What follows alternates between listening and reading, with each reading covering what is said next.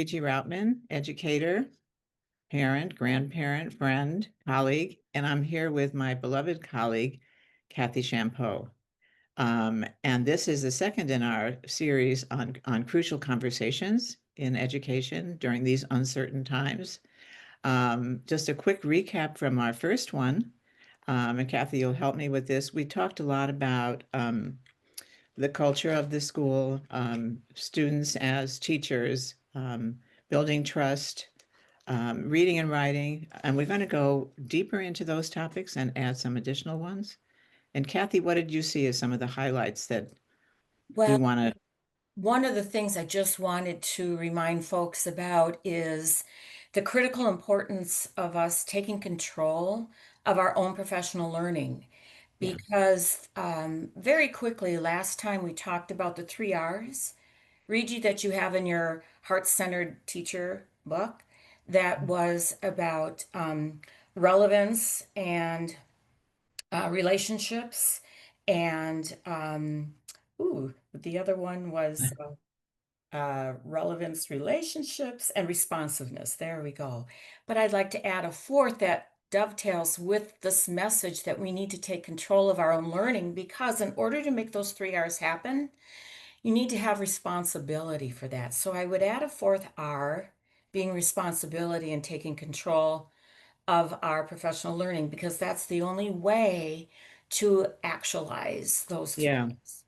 And I think that's so critical, Kathy. I'm so glad that you highlighted that right up front because one of the lessons that I learned was that without professional learning that's embedded on site and the school that happens regularly, that talks about the research, talks about what's going on in education, um, talks about, demonstrates, and discusses principled practices. Without that going on, I see stagnation built into a school. Mhm. You know, it's absolutely critical. It was one of the hardest lessons that I learned when I started doing my residency work. I would come in and I would do all these demonstrations, and these were all in high challenge schools, and everybody was on a high, and we'd have this great, week together. And when I would come back several months later, nothing had really changed. So it was without that professional learning going on. And what I said then to the schools and the teachers and the principal, I can't come back unless you commit to weekly professional learning. And how that happens, Regi, is really multidimensional.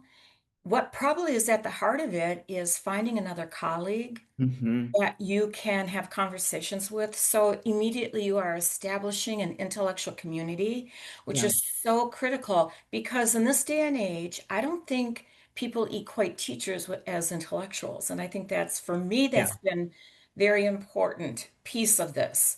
And also a commitment to read. And for me to cut through everything that's out there, it was those researchers and practitioners who were talking about that responsive teaching. Hmm. Because a program is not responsive, teachers are. Right. Right. And I think, people listening will say, well, I don't have time to fit that in. And it's really all about priorities. You won't fit it in until you value it, until you see that without that professional learning, nothing of substance is going to really improve for our lives as teachers, and also I would say for students, that we have to be scholars. We have to be classroom researchers. We have to be noticers. We have to be great listeners. And it's a lot, teaching, especially now with everything going on in the world. And we want to leave you today with some optimism and, some joy in this profession, even though these are really hard times, right? Right. And that's what is so critical to this, because this work is joyful. And I want to say that it's critical that you feel joyful in your profession and in the job and in the work you do, because I was just mentioning, Regi, to you, when you look up the antonym to joyful, it's misery.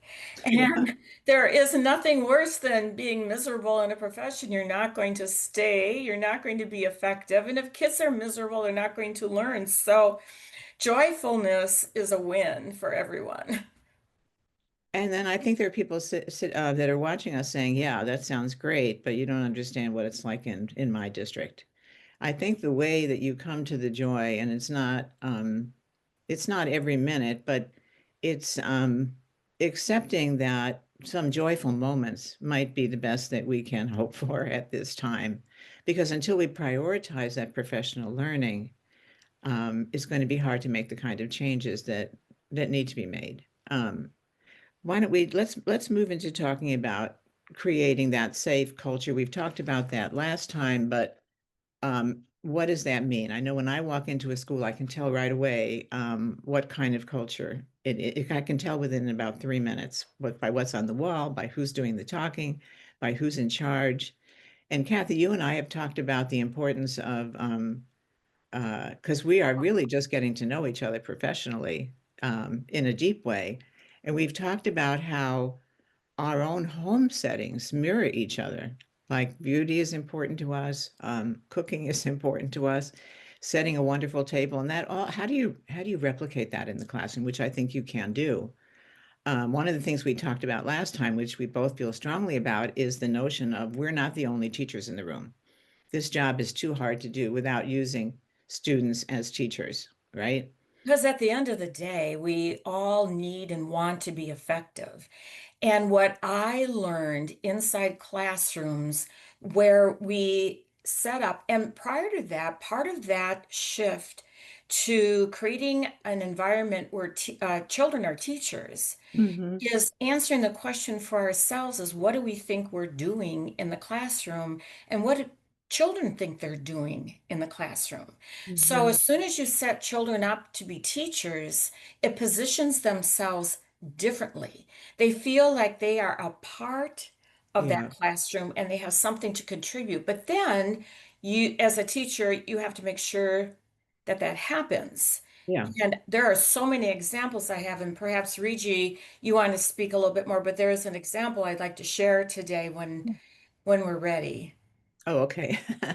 Well, I think the library is one of the biggest things. I expect to see, and I did not when I started doing this work, a well-stocked classroom library, even if you have to write the books um, ourselves with parents to make sure that every child's language is represented, every child's culture is represented, and it's not just the teacher's library where only the teacher knows where to find things. That the library is organized with the students. And that is really huge. And figuring out and, you know, checking what kinds of books that the kids are really interested in. We There's talked a different little, ways you yeah, can do that. yeah. And that's critical what you just said, Regie, because prior to school or even now, just finding out through parents and the kids what they're interested in, what their hobbies are. For example, I have three little grandsons who live and breathe baseball.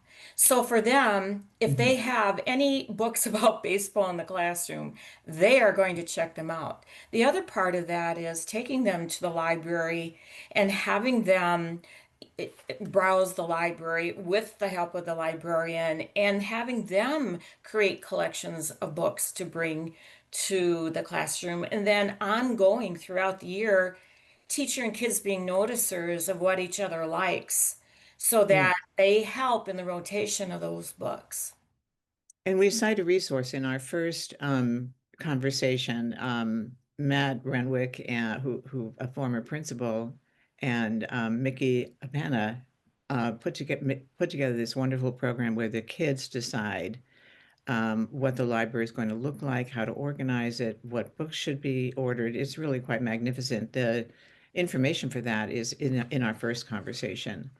The Um, other piece that happens that explodes kids' interest in books, and we start this off the very first week of school, is the teacher doing book talks. mhm, And mhm, then the kids take that over and they learn how to do book talks.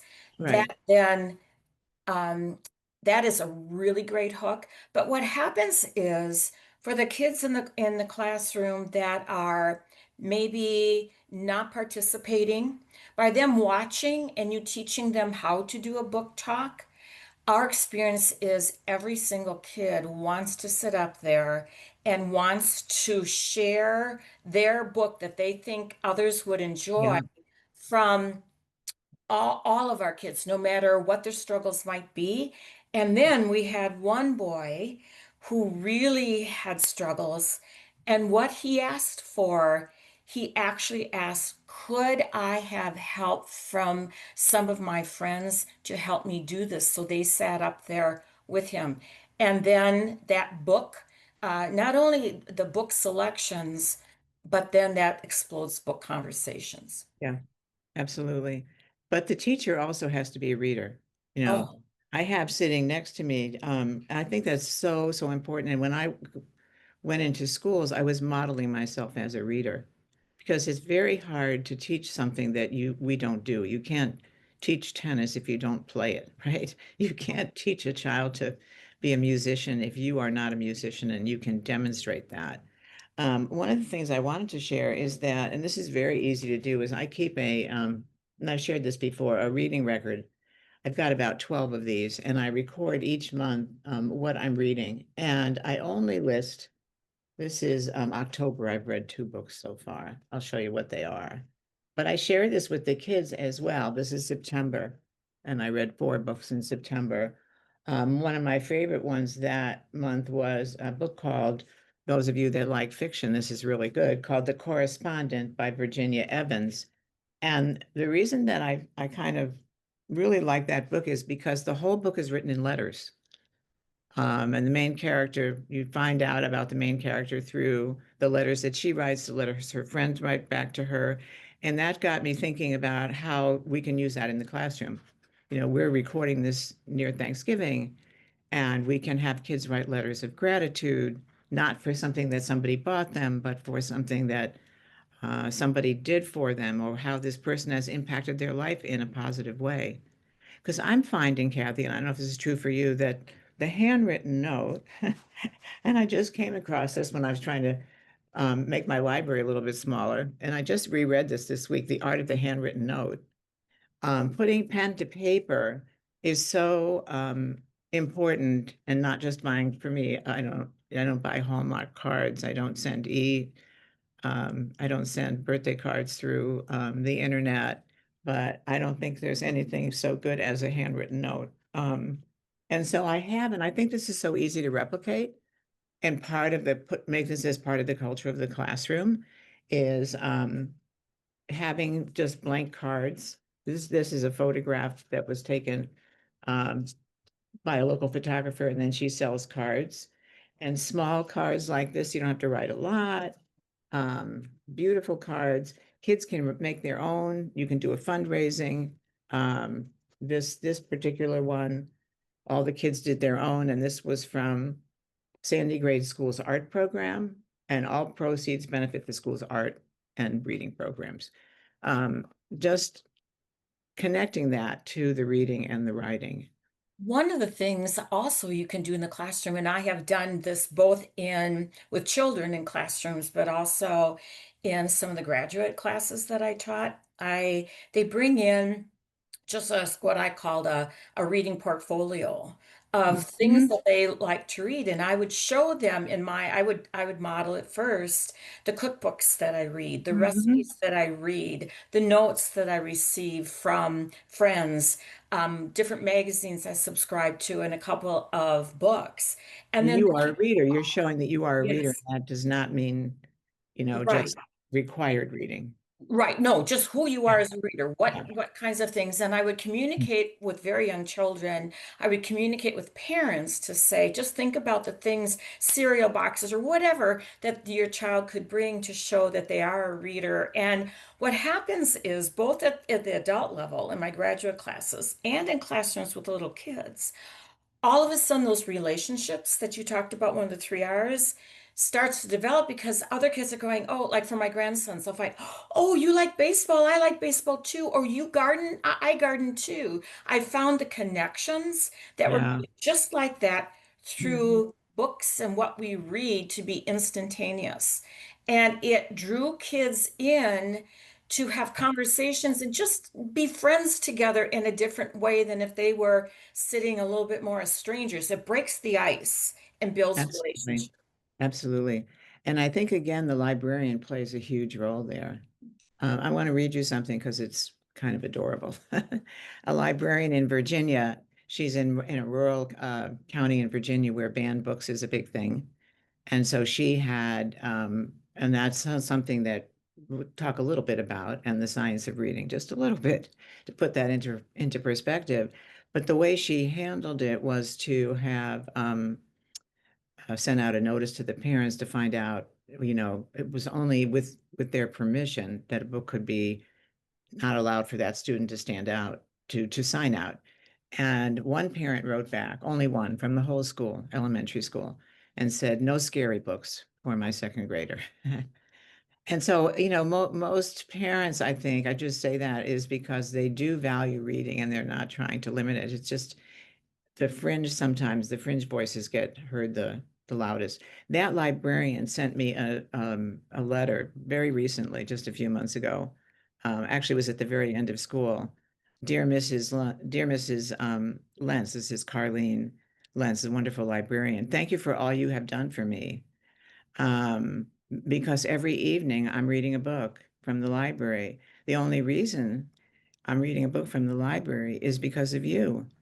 And then from my reading, I won the spelling bee. And because I read, the only reason I read is because of the library. Thank you for changing my life forever. And God bless you and your husband. Oh, that's But, just I don't think we realize as teachers and librarian and educators that what we do and the way we interact with students can be life-changing for them.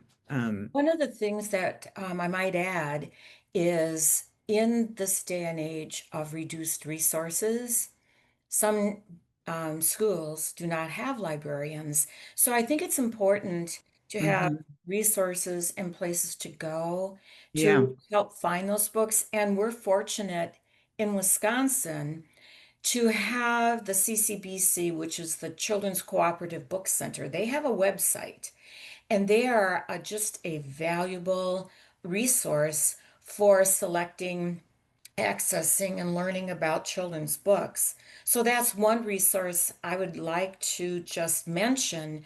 But there are others, definitely, as we know, national, state types of resources. I think those are important because unfortunately, there are schools that do not have librarians to help in the selection. Really good point. And we can list at the end with the transcript that will come with this today, sources that people can go to that will be helpful for that.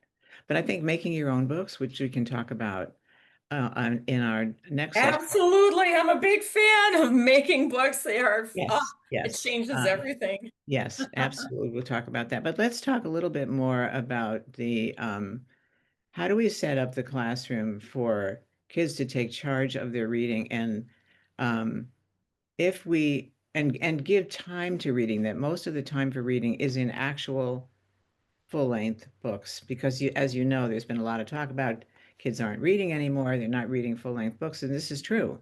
It does not have to be true. It's all about what we value. So if you are, and Kathy and I are we're big fans of teaching all of the sciences of reading, not just phonics, but the science of comprehension, the science of fluency, the science of vocabulary building. And so we want to be careful, and I think this takes courage, that we, behind the scenes, make sure that most of our reading time with students is spent on them reading books of their choice and that they have a good amount of time to read. What's If critical?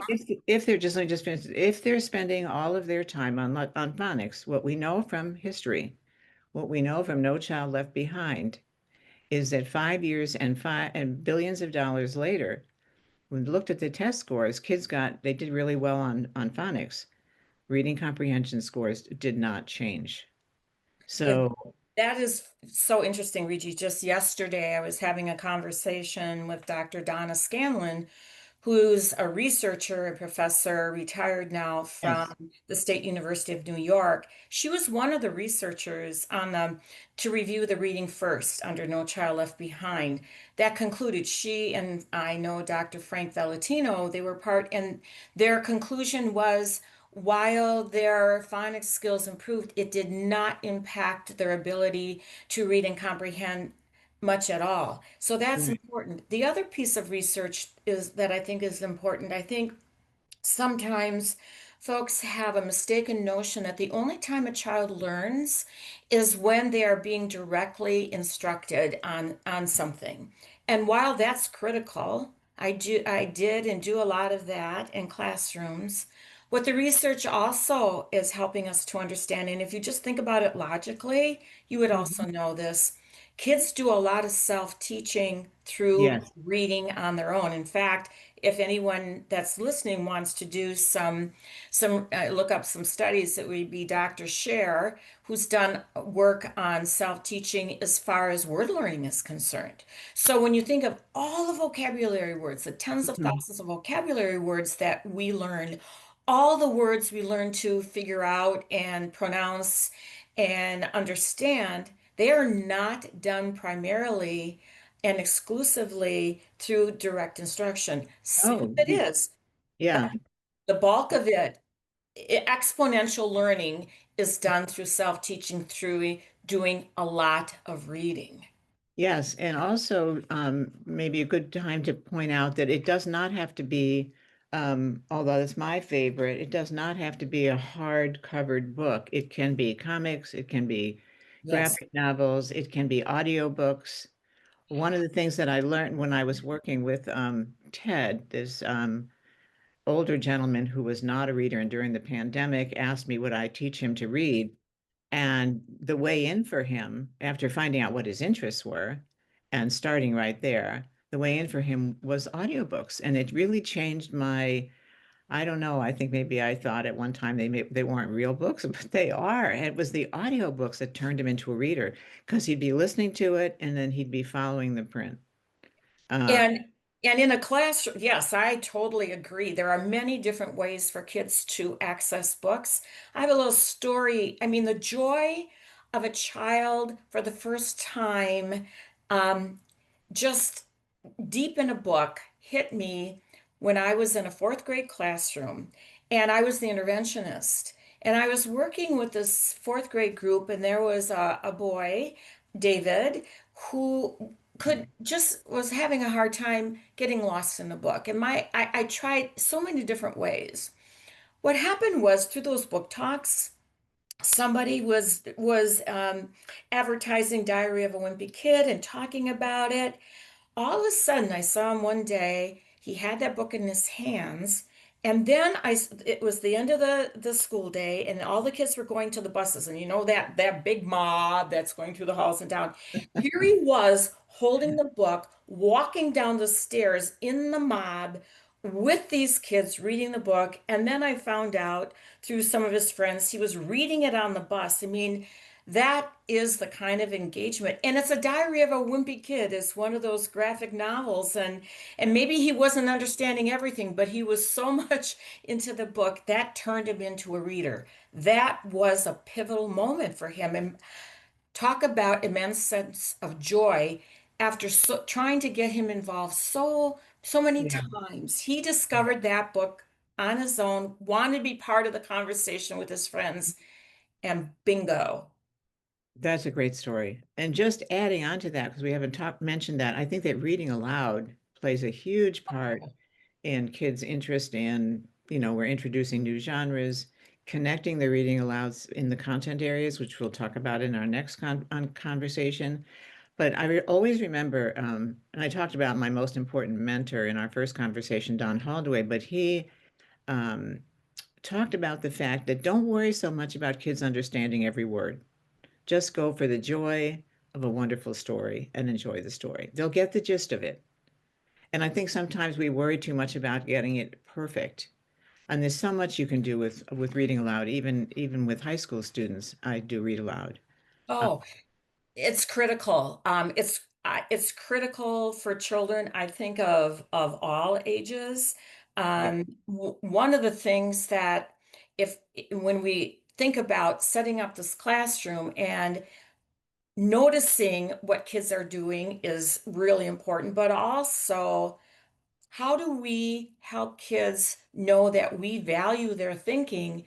Part of Mhm. that is having conversations about those books. And if you Mhm. start with a whole class conversation around a read aloud Right. that you are talking about, Regi, and it can be, I love starting those with thought-provoking picture books, even at the middle grades, because Mm. there are picture books that only really middle grade students can thoroughly Right. understand at a very deep level. And then inviting kids in as you're doing it to say, well, what are you thinking? Just stopping and saying, what are you thinking? What are you thinking now a few places down, a few more pages down?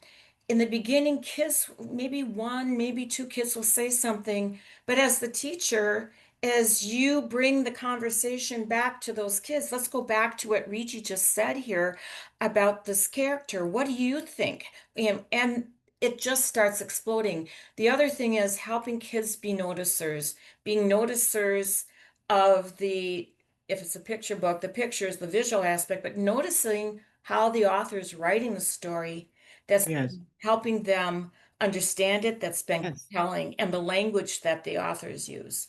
And often the author is maybe using a vocabulary word that the reader doesn't know, but then you're able to figure it out through the way the author has written that paragraph. Let me That just add, curriculum, that read aloud as curriculum yes, yes, is and I'm just huge. going to say that I remember being in a fifth, sixth grade class and reading a nonfiction book, and it was about baseball, and then on projecting on the screen every once in a while, one page to read with a partner or one paragraph, because with older kids, they're not as comfortable gathering around on the carpet right in front of you. Mhm. And so I would use just projecting it on a whiteboard. Sit with your partner, sit with your small group. Okay, what do you think is going to happen next? What language is the author giving us that's helping the reader? What does this word mean, and how did you figure it out? Um, and so the skills and the phonics, a lot of that can be incorporated only after you've been enjoying the story. This would not be on the first reading. You don't want to mess up the. No, right. No. Oh, that's really an important point. Yeah, You yeah. really do want to, you don't want to kill a story by No, dissecting it. no. But Right. But even in a having high the school notice. class, if you're reading aloud, let's say a long chapter book, you could, and this is permitted under copyright law, you could copy one, let's say a page for this, all of the students, and have them read that page. Maybe it's the last page of a chapter that you're reading, and then pose some questions to them. And I like having them work together because then the person that's struggling has a helper. Kathy, Mhm. one of the things that, and I know you wanted to add to that, but I didn't want to forget this was so important. One of the things I found out when I was working as a first grade teacher, and I didn't see it in the research, but partner reading was huge in terms of helping kids do better as readers. Mhm. Um, Well, there are two things there with that, and that goes back to teachers creating children as teachers. I was mhm. in a classroom where they were reading. It was their time to read, and the teacher was working with small groups and individuals. And a little girl was sitting there at a table with some other children, and she asked the boy next to her, she was stuck on a word. She asked him what it was. And he stopped. And I want our people that are attending to think about what this means and how this child was able to do this. The child then turned to his friend next to her and he said, well, we have to think how we can get her to fish and not give her the fish. So I knew the teacher had talked about that Wow. Chinese proverb and set Yeah. it up. So the little boy said to her, well, what do you notice that you know? The word happened to be because. And she said, be. And then he said, well, look through the word and then think about what would make sense. And she immediately said, because. And then this took, I was there. I watched this happen. This took 15 seconds. And that absolutely blew me away because I thought, you know what's happening with a lot of children in classrooms? They come to a word they don't know, they're just skipping it. And the more they just skip, skip, skip, okay, maybe they try to figure it out and don't, or they are bothering the teacher, and you have this kite string where the teacher's trying to teach important things but is being interrupted by unimportant things. um, and none of that is helpful. But what the little boys did was coached her in a way that she could be generative to helping herself in figuring out other words. That And you're that's happening all the time. But how often are teachers inhibited by these kite strings of kids that have been set up that the teacher's the problem solver, as yeah. opposed to the kids are problem solvers in a classroom? But what you're talking about also is a teacher who is very skillful with language, because this child that was helping, without giving it away, that was modeled by the teacher. And I think that is not something that is easily learned or that we've been taught, but the language that we use, and you've spoken a lot about uh, Peter Johnston's work with choice words, is something that doesn't come naturally to most of us. And so that is something that needs to be taught and practiced, like anything else. It's a skill. And what that did was, if we're talking about the kind of classrooms we're setting up, the identities of those kids are different than in a classroom, and their sense of agency is Hmm. different than in a classroom where they are passive and they think that the teacher is the only font of knowledge and the only one that's the problem solver. When they Yeah. see themselves as problem solvers, they have developed a sense of agency and they know they can figure things out. They are different learners. And Yes. that will carry themselves into other learning situations. I think it all takes a lot of courage to be that kind of teacher that's not necessarily following the script that they've been asked to follow. And I think the only way that you go off script with integrity is to be enmeshed in high level professional learning. So we really know what we're doing. I could get away with, and I did get away with it, being uh, what Atul Gawande calls a positive deviant, and you had another term for it, which was I forgot. Creatively insubordinate. Creatively insubordinate. That we have to do that, even if you're a superintendent listening, but you can't do it unless you're knowledgeable. So that a lot of the phonics work that I was teaching was embedded in the shared reading and the shared writing. And it was not just this direct instruction. And it was all with the service of kids becoming joyful readers and writers. In But kindergarten, the thing that I think is important to that is helping kids be noticers. And mhm, I'll tell you a little story. When I was working in a kindergarten class and we were working with phonics and we were helping kids to notice different patterns. And so we would focus on a certain pattern, but then we asked kids to notice as they were reading, to bring to us words that they noticed. And they would, and they started to figure out the different patterns, and some words don't follow the pattern on their own because they were set up to notice. The kindergarten teacher did this in all kinds of ways. Notice how the author is writing a particular book. Notice the images. No, she set them up to be noticers. She used that language all the time. At the end of the year, I asked her, "What do you think was the most important thing you taught your children?" She said, hands down, to be noticers. She wow, said, I love that. yes, she said, because they noticed things that I never would have taught them in kindergarten. She got incredible results I'm at the sure. end of every single year because they were noticers. That also means she's slowing down the teaching. And she herself, if she wasn't a noticer, became a noticer. One of the things that I'm finding is that um, because of the times that we're living in, I have to get out every day and take a walk. and my walks are different. I'm noticing things that I didn't used to notice. Like I actually took a picture of a beautiful spider's web that if I hadn't been walking and really noticing what was around me, I would have completely decimated. And instead, I stopped and looked at this spider web.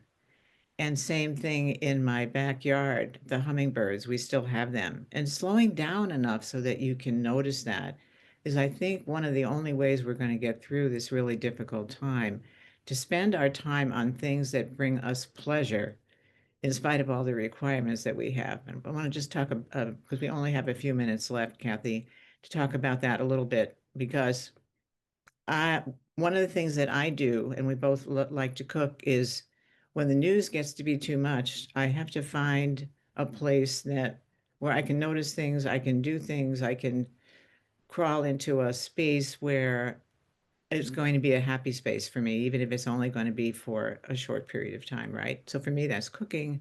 Right now, it's making jam, going to the local farmers markets. And I want to just say one thing about like the jam making that connects to the book reading and the quality of the books that kids are reading. I can't go when I went to the farmers market last week and I wanted to make more grape jam for my husband. The grapes didn't look good. I couldn't buy the ones on sale and then add more sugar and expect to get the result that I normally get. So I didn't buy them. It's the same thing with the reading materials.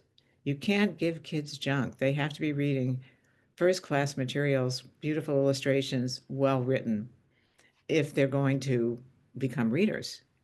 Because being a good phonicator is not mean that you're a good reader. And so slowing down, I think, slowing down so that you can hurry up later and taking the time for kids to tell their stories. You're taking the time here to tell that wonderful story of being noticer. Really important.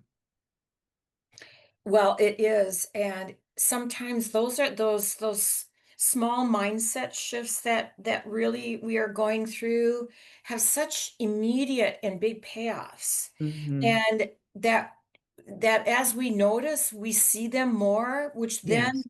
fuels that work to continue down that path and find ways to be everyday advocates for this work because there are small and subtle ways by even just telling your own story to a Mhm. colleague and showing some artifacts of the results is powerful. And Yes. it's is important advocacy work. Absolutely. And also, I think if you're looking for your school culture to change in any way, you have to form bonds with not just the teacher, but the principal, superintendent in the district, make your voice heard. And our voices are only going to be listened to if we're knowledgeable.